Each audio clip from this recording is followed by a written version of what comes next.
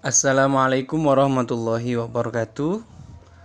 Jumpa lagi di channel Mahfud MPD ini. Di kesempatan kali ini saya akan coba menjelaskan tentang strategi gitu dalam menjawab soal noun clause. Kalau sebelumnya pembahasan tentang adjective clause sudah saya bagi dalam beberapa video. Saat ini yang akan kita bahas adalah tentang noun clause. Sebelum masuk pada bagaimana caranya menjawab atau strategi apa yang kita gunakan, kita harus mengenal terlebih dahulu apa yang dimaksud dengan noun clause. Kalau di layar yang bisa kalian lihat ini, noun clause itu bisa digantikan dengan kata it. Jadi noun clause itu adalah klausa yang fungsinya menggantikan kata benda atau menggantikan subjek ataupun objek dalam klausa. Ya. Jadi saya ulangi. Dan mungkin ini bisa kalian catat di catatan kalian. Yang dimaksud dengan noun clause itu adalah klausa yang berbentuk benda atau yang fungsinya adalah benda, menggantikan benda. Dan yang digantikan ini bisa dua. Jadi benda yang fungsinya sebagai subjek atau benda yang fungsinya sebagai objek. Objek dari kalimat ya. Jadi fungsinya adalah objek ataupun subjek kalimat. Noun clause ini jelas beda dengan adjective clause. Kalau adjective clause yang sudah kita bahas sebelumnya, itu fungsinya untuk menyifati atau memberikan informasi tambahan. Dan persamaannya adalah bentuknya sama-sama klausa, yaitu terdiri dari subjek dan kata kerja. Itu persamaan antara noun clause dan adjective clause. Namun dari segi fungsinya beda. Kalau noun clause itu fungsinya adalah menggantikan subjek ataupun objek kalimat. Sementara kalau adjective clause itu fungsinya untuk memberi informasi tambahan atau penjelas dari klausa atau informasi yang ada dalam kalimat tersebut. Baik, kita langsung ke contoh. Di sini saya sajikan 4 contoh untuk memudahkan kita dalam memahami adjective clause. Jadi I know who she is. Itu adalah contoh kalimatnya. Kalau cara mengenali atau menandai mana yang termasuk dalam noun clause, yaitu adalah kata yang ada who-nya. I know who she is. Saya tahu siapa dia. Nah, jadi bisa kita analisa bahwa bisa kita gantikan bahwa kata-kata yang saya lingkari ini bisa diganti dengan it, sehingga kalimatnya I know it. Dan di contoh 1 ini, fungsi dari noun clause itu menggantikan objek kalimat. Ya. Jadi fungsinya menggantikan objek kalimat. Karena yang tidak ada di nomor 1 ini adalah objeknya. I know it. It-nya apa? Yaitu who she is, siapa dia. Ingat, ini bukan pertanyaan ya. Nanti saya jelaskan lagi tentang perbedaan antara noun clause dengan kalimat tanya. Di soal nomor 2, sama fungsinya sebagai noun clause, fungsinya sebagai objek di sini karena letaknya ada setelah kata kerja. Ini begitu juga dengan yang nomor 1, letaknya adalah setelah kata kerja, polanya tetap ada she sebagai subjeknya dan is sebagai kata kerjanya. Oke, sekarang kita ke nomor 3. Di nomor 3 ini kalimatnya adalah kalimat tanya yang mengandung noun clause. Ya, jadi nomor 3 ini adalah contoh dari kalimat tanya yang mana di dalamnya terdapat noun clause. Kalau kita perjelas, noun clause-nya yaitu mulai dari kata why itu. Why she is absent today. Itu adalah noun clause-nya. Dan ini bisa kita gantikan dengan it, fungsinya sebagai objek. Jadi fungsi dari why she is absent today itu fungsinya sebagai objek kalimat tanya. Jadi cara ngeceknya fungsinya sebagai subjek kalimat ataukah fungsinya sebagai objek kalimat, ya tinggal dilihat dari segi ini. Kalau yang fungsinya sebagai objek yaitu letaknya setelah kata kerja, sama dengan nomor 1, 2, 3. Sementara yang nomor 4, letak dari noun clause itu fungsinya sebagai subjek dari kalimat atau menggantikan subjek dari kalimat.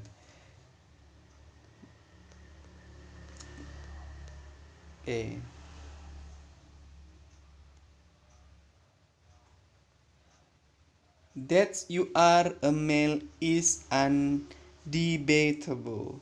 Bahwa engkau adalah pria merupakan hal yang tidak dapat terbantahkan.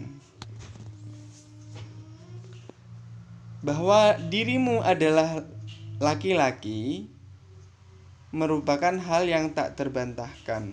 Itu artinya. Dan bisa digantikan dengan it. Apa it?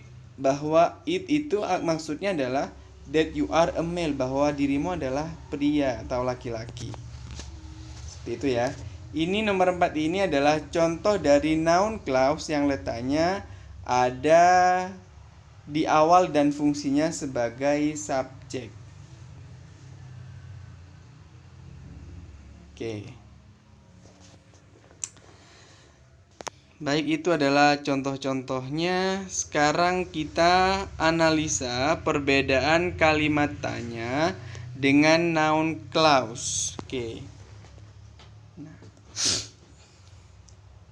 Kalau dalam kalimat tanya perlu diperhatikan bahwasanya di soal contoh nomor 1, who is she? Poinnya di sini. Jadi kalau kalimat tanya polanya itu is-nya sebagai kata kerja kemudian subjek. Ini ya. Jadi kalimat tanya itu polanya selalu permanen, yaitu kata kerja dulu nomor 1, kemudian nomor 2-nya adalah subjek. Beda dengan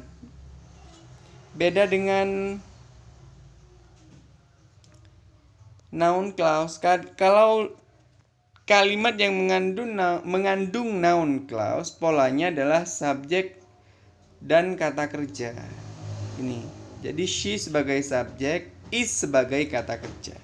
Jadi polanya subjek dan kata kerja dan akan selalu seperti itu.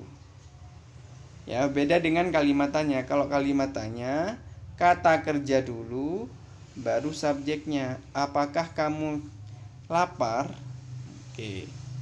Kalau nomor 2, I don't know whether is hungry. Aku tidak tahu apakah dia lapar. Jadi kalau dari segi arti sama-sama berarti apakah. Are ini artinya apakah, whether ini artinya apakah.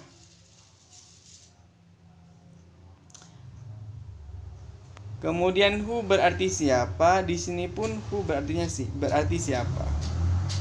Namun sekali lagi dari segi pola Beda. Kalau kalimat tanya kata kerja baru subjek, kalau kalimat yang ada noun clause-nya polanya subjek dulu baru kata kerja. Itu polanya. Sekarang kita lanjut ke pembahasan berikutnya, yaitu tentang macam-macam penanda noun clause. Jadi penanda dari noun clause sendiri itu dikelompokkan menjadi 3 macam atau 3 kelompok. Yang pertama adalah kelompok dari kata tanya. Jadi untuk membuat kalimat yang mengandung noun clause, kita bisa menggunakan kata tanya seperti yang sudah dicontohkan tadi. Oke. Nomor 1 ya. Jadi kata tanya ini adalah beberapa contoh yang ada. Jadi kalau menggunakan who berarti menanyakan, bukan menanyakan, menginformasikan tentang subjek. Contohnya,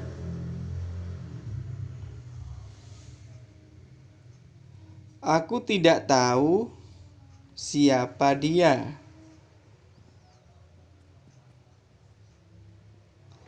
Itu berarti menginformasikan atau yang dimaksud adalah subjeknya. Kemudian kalau menggunakan whom berarti objek. Contohnya, aku tahu siapa yang kamu maksud. Ya, yang kamu maksud berarti objek yang dimaksud. Kalau yang nomor 1 adalah subjeknya. Aku tidak tahu siapa dia. Who is she? Siapa dia?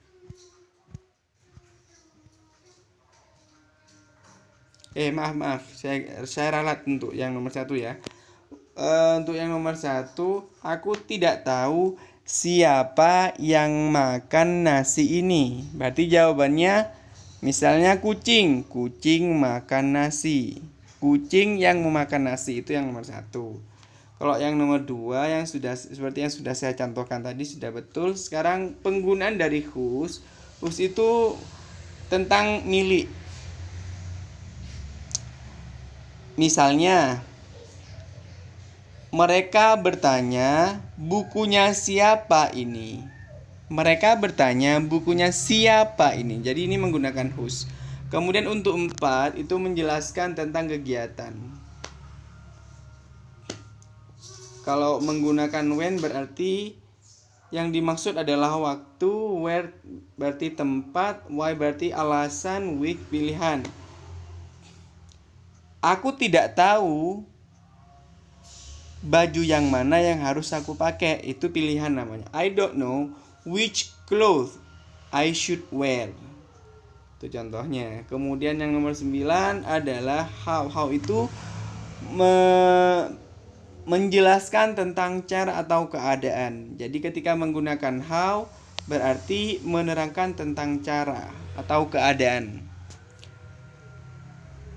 Aku tidak tahu bagaimana kabar orang-orang yang ada di gubuk kumuh itu misalnya. I don't know how the condition of the person who live in that cottage misalnya. Nah, dari kata tanya yang ada ini, untuk bisa menjawab soal dengan cepat, maka strategi yang kita harus lakukan adalah ini ya. Jadi yang ada di dalam kurung ini yang harus kita pahami. Karena dengan tahu tujuan dari penggunaan who, whom, whose, what, when, where, why, which, how, dan yang lainnya, maka akan memudahkan kita untuk menjawab soal yang berhubungan dengan noun clause. Oke, saya kira untuk yang ini mudah Mas Ian. Yang susah itu kalau sudah hubungannya dengan ini ataupun ini. Oke, kita lihat bentuk dari penanda noun clause yang kedua adalah whether dan if. Jadi dua-duanya ini maknanya adalah apakah. Ya. Kemudian yang terakhir adalah that. Artinya that sendiri adalah bahwa. Ya, jadi arti dari that sendiri adalah bahwa. Oke, jadi tiga kelompok ini yang harus kita kuasai terlebih dahulu, sekaligus fungsi dari tiap-tiap penanda agar bisa menjawab soal dengan mudah. Baik. Kemudian berikutnya adalah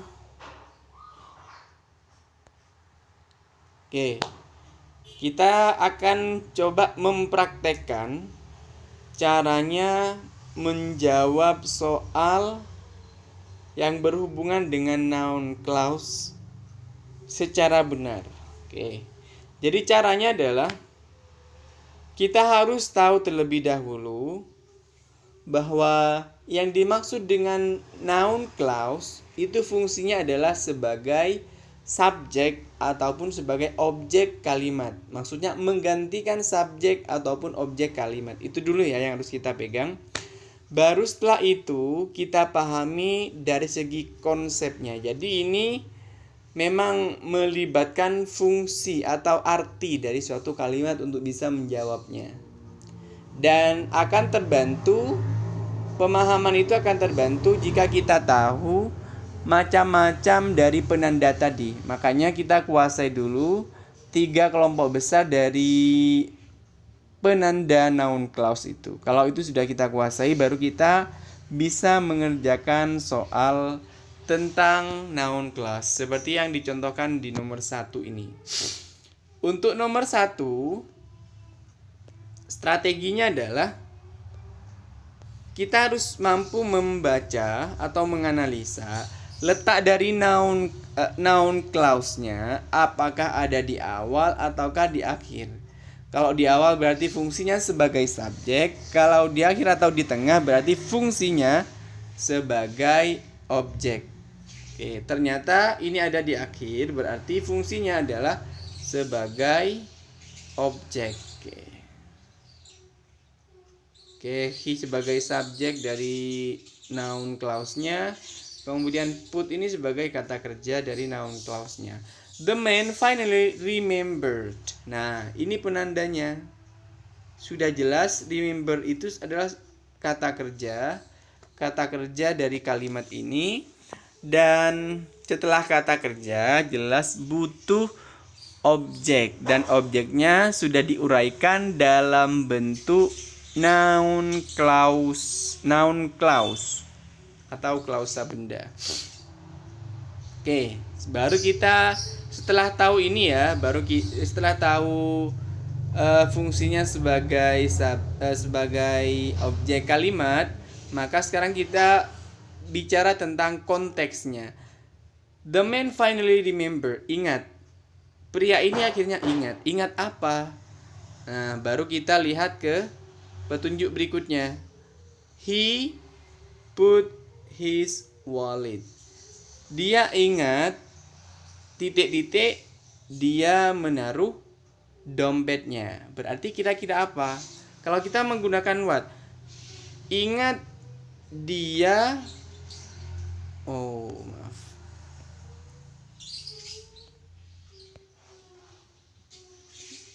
Dia ingat menaruh dompet. Apa dia menaruh dompet? Tidak nyambung ya. Kemudian berikutnya,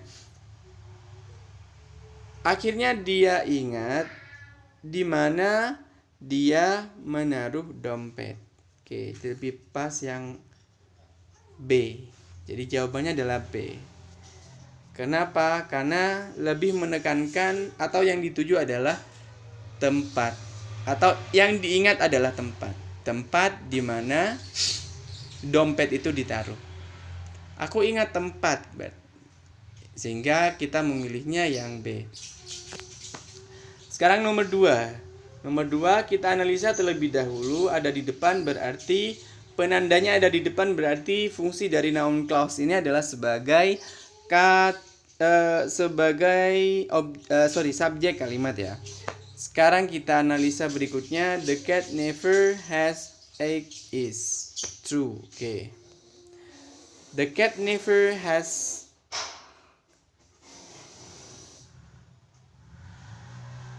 eggs is true.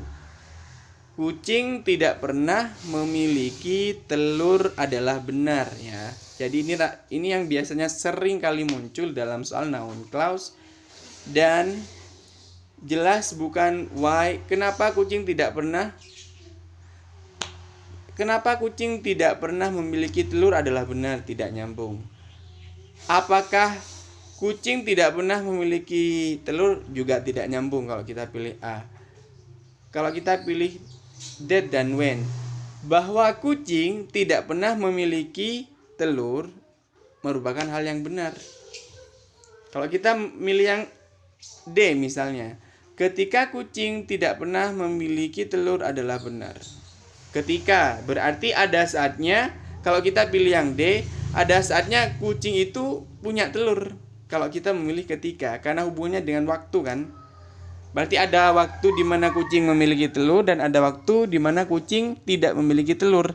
Sementara kenyataannya adalah bahwa faktanya adalah kucing itu tidak pernah memiliki telur. Itu benar. Berarti bentuk lain atau fungsi lain dari that ini bisa menunjukkan fakta ya. Ini bisa kalian tambahkan. Bahwa kucing tidak pernah memiliki telur itu adalah hal yang benar. Karena kucing itu bukan bertelur dalam berkembang biak, akan tetapi beranak. Seperti itu ya. Baik, itu saja. Saya rangkum kembali tentang caranya menjawab. Yang pertama, kita harus memastikan bahwa mengetahui terlebih dahulu letak dari noun clause-nya di awal ataukah di akhir.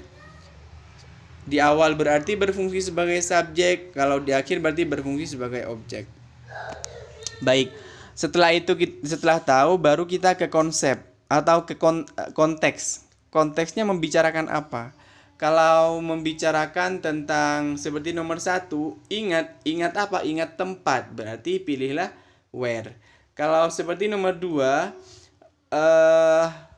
yang berhubungan dengan fakta, maka pilihlah that. Seperti itu. Oke, itu caranya. Baik,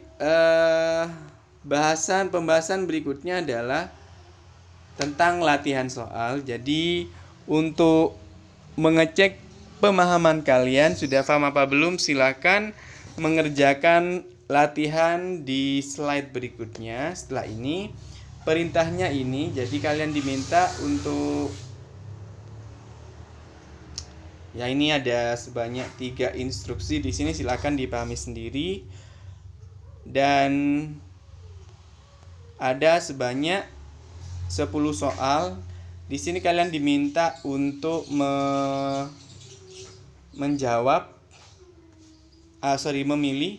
A sampai D ini mana yang paling benar. Seperti biasa caranya menjawab, kalian sertakan alasannya ya. Jadi harus ada alasan di sini. Kenapa butuh alasan? Karena dengan adanya alasan itu, maka nanti jika seumpama jawabannya salah, maka kalian masih dapat poin alasan. Alasannya benar atau masih dapat diterima, maka masih dapat tambahan poin. Oke. 1, 2, soal yang ketiga sampai ke-5. Kemudian ini soal ke-6-nya. Dan ini adalah soal yang terakhir.